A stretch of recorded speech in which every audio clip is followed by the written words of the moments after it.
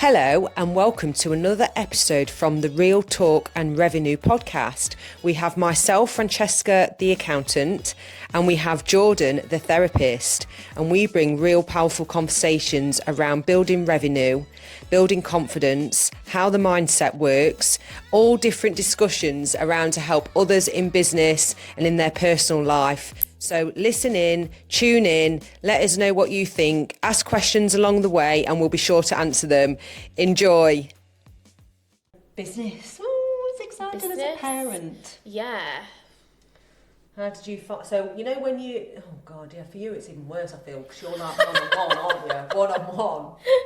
One-on-one parent. You know when, yeah, it's hard, isn't it? I remember you telling me, I'm pregnant. Yeah. And you had to kind of slow down. There was a lot going on for you. So yeah. But, oh my God. Yeah. But my grandma died at the same time, didn't she? Yeah. And she was like my mum. I think I've spoken about that before. Yeah. There was so much going on, so I had to take I chose to take maternity earlier. Hallie was due I had Hallie in March. Yeah. She was going to go off in February, but then my grandma died in December. Mm-hmm. So I went off then. Yeah. Which was necessary because I had so much to sort out. But also it was helpful to have a period of time off before Hallie came as well. Yeah. But then it meant that I came back to work when Hallie was 5 months old. Yeah. Like, gradually. I watched a stupid film. I think I said it on here. What was it called? Office Romance or something so right. stupid. Jennifer Lopez. Yeah. And then her PA or admin lady or whatever. Yeah. Basically was pregnant. As a stupid, you know, one of them stupid films that she came back in the next morning of giving birth the day before because she loves the grind. Yeah. And she loves the work. And they were all saying, go home. Her water's broke at work. And it's just silly. Yeah. But I feel like if women didn't get pressured to either go back or not go back, I think women would be able to go back sooner with more support. Yeah, for sure. Or if you're told that you've got 9 to 12 months maternity, you're going to take the full on. If there was, basically what I'm trying to say is, I went back after 5 or 6 months with Bella, but I was only part-time. Yeah. At the time, and with Luca it was 9 months. I was like, oh, longer off sort of thing. I remember thinking that at the time. Obviously my career wasn't really built then either. Yeah. Feeling lost, not what am I going to do sort of thing. Yeah. But I feel like if there was more progression and ease to get women back into work sooner, they are incredible at being a mum and a business boss bitch. Mums are the best employees. I don't know, I just feel like as mums we're so resourceful with time, and I think I said this before a couple of episodes ago, but like I'm not perfect by any means, but I'm so much better with time management now than before I had Hallie. And obviously I had so much more time then, but that was part of the problem because I'm a big procrastinator. So I'd be like, I've got loads of time, I'll do it tomorrow, I'll do it next week. Oh, I've got like the whole next 6 months to do that and like build that project. I'm so bad at procrastinating, and I'm still bad. Like, don't get me wrong, I'm still really bad, and it's infuriating. But is it because you still pull it out? You know what I mean? It might be infuriating for me, but because you're so used to it. No, it's infuriating for me. I can't stand it, and yet like I can't stop. Like. Anyway, the irony of being a therapist, you need your own therapist. Well, I think everyone needs their own something, don't they?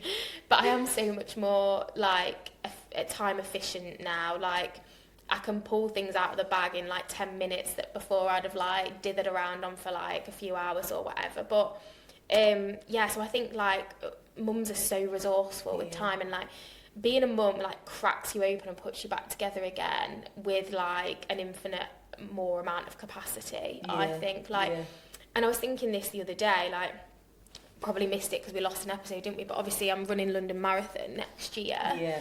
So I'm about to start marathon training. I never would have done that before. I never would have believed that I was capable of enduring that amount of discomfort before I became a mum. And I feel like becoming a mum, especially in the first couple of years and beyond, like you're just perpetually uncomfortable, stretched, like forced to like power through very difficult situations. Think outside the box, adapt very quickly. They've been sick in the morning, you know, it ruins it for you, doesn't it? It's just hard in different ways, and obviously rewarding in like ways you can't describe. But like, yeah, like running a marathon now when I'm like arguably the most time poor I've ever been. Do you know what I mean? But it's just, I don't know, it's something about making the most of the time you've got, and again, like I believe I can endure that discomfort now. I don't believe that everyone's time poor though. I believe there's time for the right things to do in your moment. There are, and it's everybody's circumstances are different, so it might be difficult, but you can do it. Like, I follow a single mum on social media who partners with a gym shop. Solo parent, single parent, or co-parent? I think she was a single parent. So she'll have somebody there, but they just did the part-time? Yeah, I think so. Maybe not at all. I don't know. Don't know for sure. Not 100% sure, but she's run half marathons with her daughter in a pram. Like, all of her training was with her daughter in a pram, so...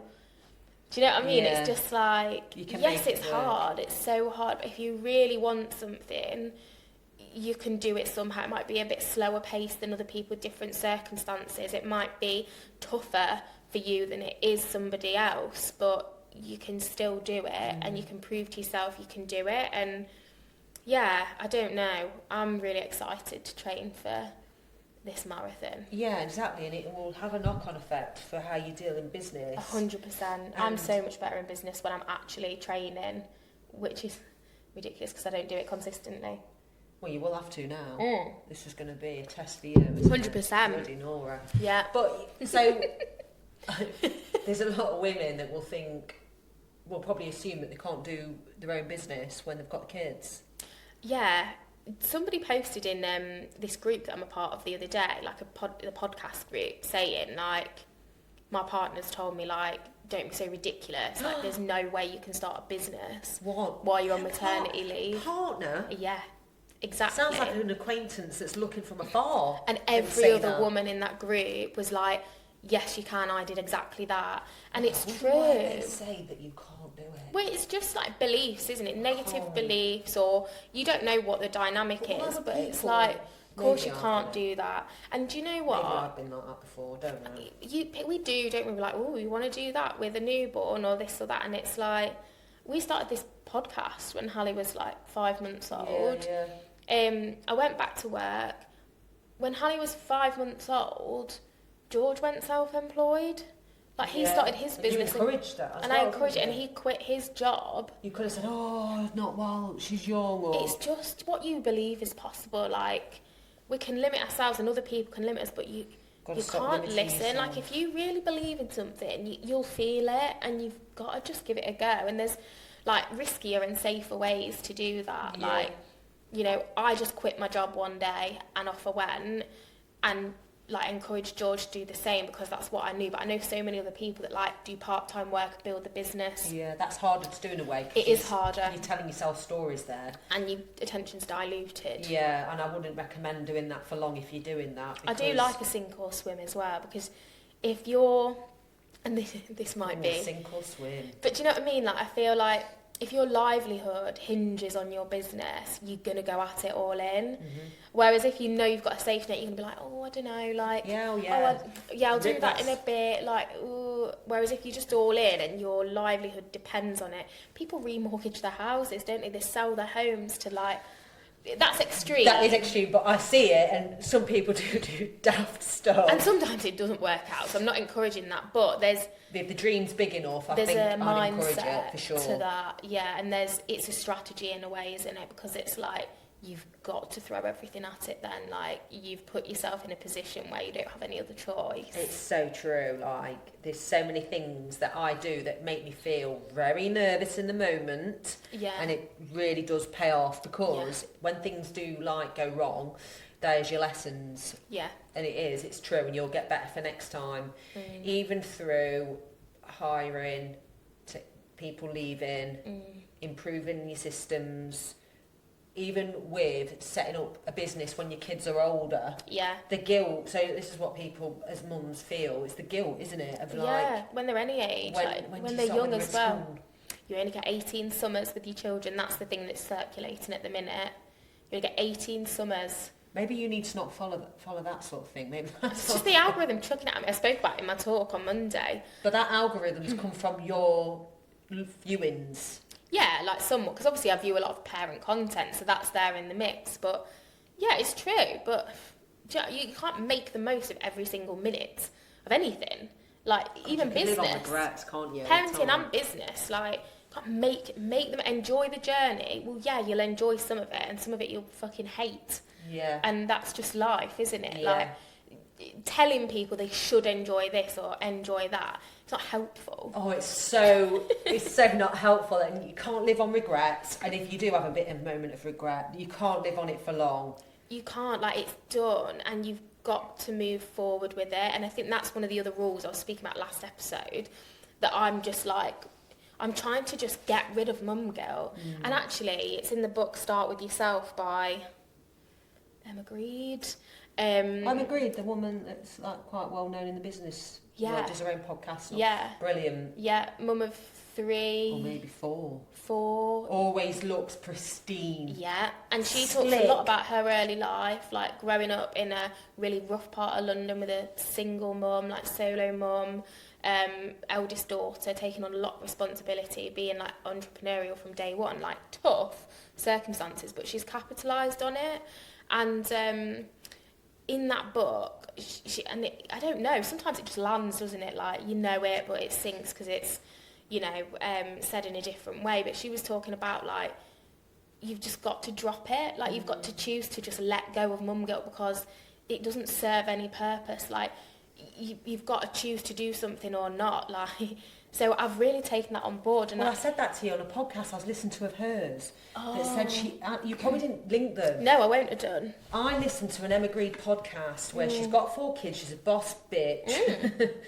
And she basically said people will state that they've got their kids, it's their time with them. What's the quality time they're having with them? Even if they're in the house. They're not. Yeah. So just allocate quality time. Yeah. But in the same day, you can do business stuff with them around. Yeah, so you were very said that to me before. Yeah, so that's the link. Have. And then now you're reading that book, she will go over those things. Yeah, 100%. And I think, whilst I'm not adopting her whole strategy, I'll take what works for me and leave the rest. And, like, the thing about mum guilt, like, I don't know, it did just hit, and I was like, I'm just going to let go of it because it's serving no one. Yeah, like, no matter what you do. What am I going to do? Feel guilty that she's on holiday? Like, and she's having a nice time, that I've got a week without her. Like, what am I going to do? Feel guilty about it? Yeah, feel sad. Or she don't want me anymore. One of my friends, she was like, have you cried yet? I was like, no. And she was like, oh my God, like, I'd be in tears. And I was like, there's no point. Like, yes, I miss her, but at the same time, like, all I'm going to do is try and make the best out of the situation I've got. And that means I can do things that I wouldn't ordinarily get a chance to do. So I'm going to just try and enjoy it. Yeah. Like, me moping around and feeling bad or not doing things because I feel bad because she's not around, like, that's not helpful for anyone. Well, I remember when mine went to school or left school, or when I'm dropping them off at school. And then people was like, oh, I'm going to cry my eyes out, or the mums were upset because the children are going off to school. Yeah. I didn't get any of that. There's so much contrast. Like, one of my close friends, she's like that. And do you know the question I've started asking myself as well, which I'm really sorry to all the, like, single dads or whatever out there, but the question that keeps popping into my head is, like, would a dad feel bad about this? And often the answer is no. Like, and I I get this with George as well, like Hallie's dad. And I've got to give him credit in some respects, you know, like, not that I don't give him credit, but I launched into justifying why I couldn't have her an extra day at some point, and he just looked at me as like, you don't need to justify yourself, like, that's fine. And I was like, yeah, of course it is. Like, do you know what I mean? And I'll sometimes feel like I shouldn't do that and I can't do that because I'll get judged or this or that or whatever. And he's not judging me, like, he's not shaming me. But I would him. But I would him. So I have to really check myself because I have to think to myself, why not? And I actually did it yesterday when he said he was on about, like, bolting on the end of a trip. Like, I was like, oh, so you're not going to see Hallie at all that week? And he was like, Did you? I did, and it's not right. I shouldn't have said that. Yeah, it came out naturally though, didn't it? But I felt irritated. And do you know why I felt irritated? Because I thought, oh, well, it's all right for you. You can do that, but I can't. But you never said that's not true. Nobody said that to me. Yeah. That's an internal narrative. So I really had So what did he say when you said that? He did sort of look at me, gone out and went, well, maybe not, Jordan. Like, but... And I was like, yeah. Thinking to myself, yeah. I see where you're coming from, and I did have to check myself, and it's too easy to be like resentful, but for no reason. Because nobody's telling me you can't do that, but it's this conditioned narrative. It's not come from him.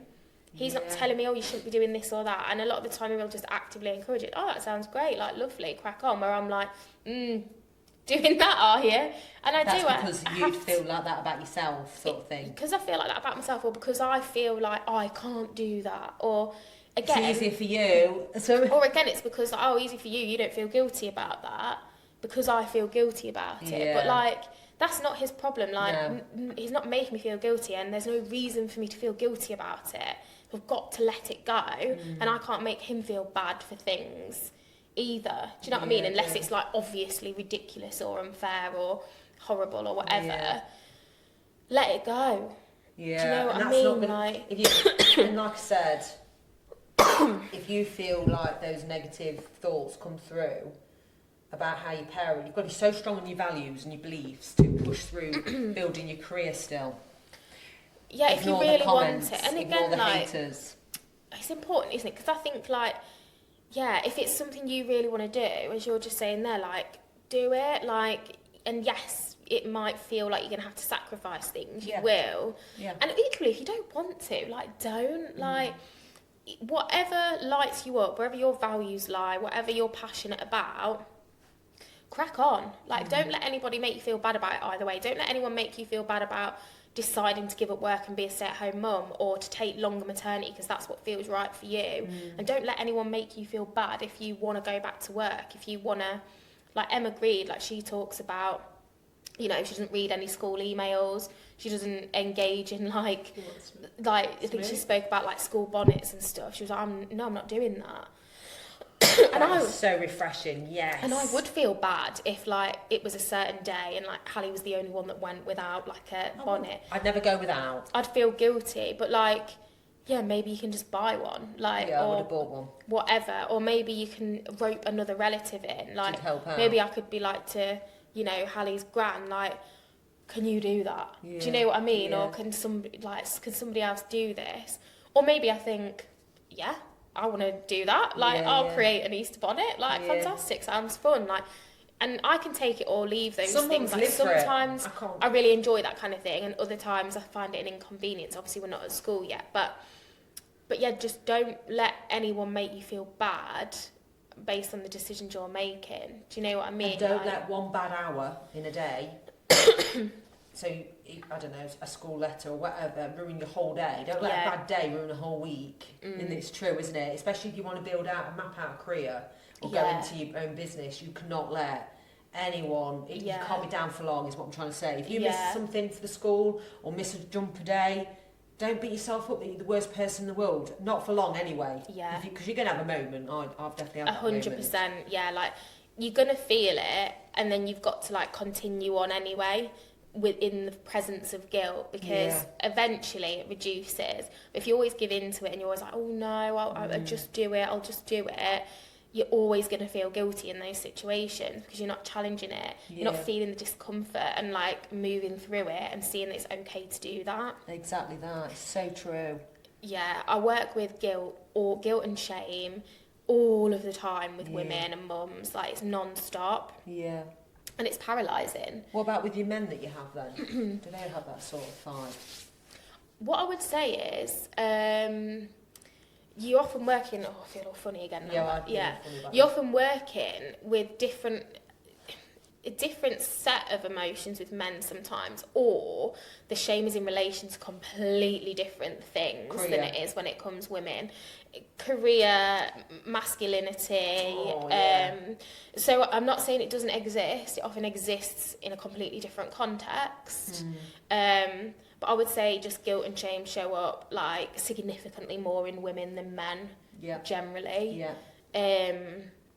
usually working on different things with men, and it's not often. Guilt, I would say, like, and, you know, I'm not looking at statistics here or certain, like, groups, but I don't work with guilt much with my male clients, I must say. Like, much more with women, which is interesting. It is interesting, isn't it? And some will say that it is easier for men to, like, set up their own business and careers. 100%. And that's going to change it even more in the future, you know. It is. It's shifting and changing. I follow this account, I'll have to have a look at it, but it was talking about how women outperform men in, like, every area of life. How we're more educated than men across the board. How there was loads of different things, like, on there. I have to find it because I was like, yeah, like, yes. And he was just saying, like, women are far superior to men, and here are the statistics. Really? Like, generally, yeah, in terms of, like, education, like, entrepreneurship, not in terms of the amount of women in business and CEOs and stuff like that. But statistics would be different on that. it was so interesting. I was like, yeah, like, yes. But historically, and it's only shifting, the landscape's only shifting now. Like, I think I spoke to you before, didn't I, about, like, finances. Women are socialised to save and find bargains and, you know, get deals and stuff like that. And men are socialised to take risks with money, invest in businesses. They have more money to do that as well because they don't have to spend as much money on maintaining their appearance to meet, like, the unrealistic beauty standards that society puts on women. So we're at a financial disadvantage, like, from day one, basically, in many situations. But it's a really, really interesting topic, actually. Maybe we could do a full episode on, like, women and money. Yeah, women and money next week. Yeah, remember that. Yeah, good luck. I know, she'll be like, what did I say? What? No, that's interesting. We will do that next week. So if you are a mother that wants to set up a business, you can do it. You can have it all. Or go back into the business with a small maternity leave. Reframe what you're saying to yourself. You can have it all, just not all at once. Yeah. There's compromise. Compromise, that's it. Yeah. Thanks for listening. Bye. Bye.